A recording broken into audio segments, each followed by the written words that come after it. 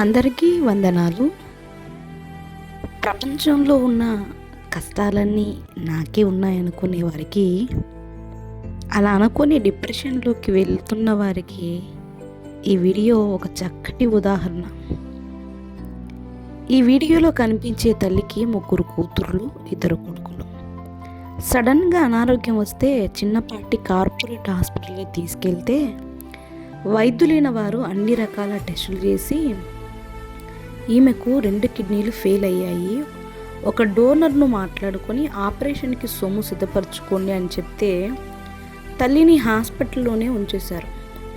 వారం రోజుల తర్వాత కొడుకులు హాస్పిటల్కి రావడం మానేశారు. ఇంకో వారం తర్వాత కూతుర్లు హాస్పిటల్కి రావడం మానేశారు.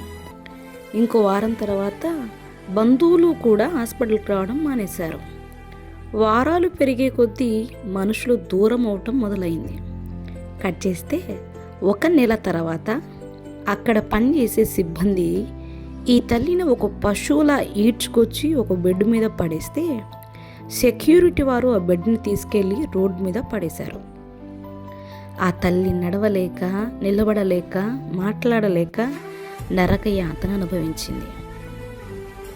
ఈ వీడియో నేను చూసినప్పుడు నా గుండె బాగా బరువెక్కిపోయింది.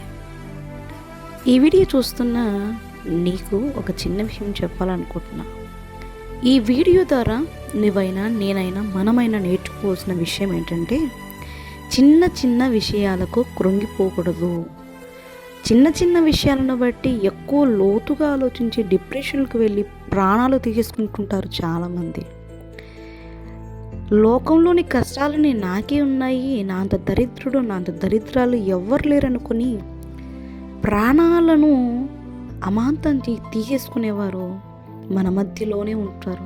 ఈ వీడియో ఉంటున్న నీవు కూడా అలాంటి ఆలోచన కలిగి ఉన్నావా? చూడు, ఈ తల్లి విషయంలో ఒక్కసారి ఆలోచించు.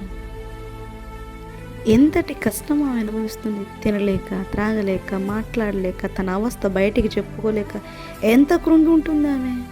దేవుడు అనేవాడు ఒకడు ఉన్నాడు కాబట్టే ఆ తల్లికి సహాయం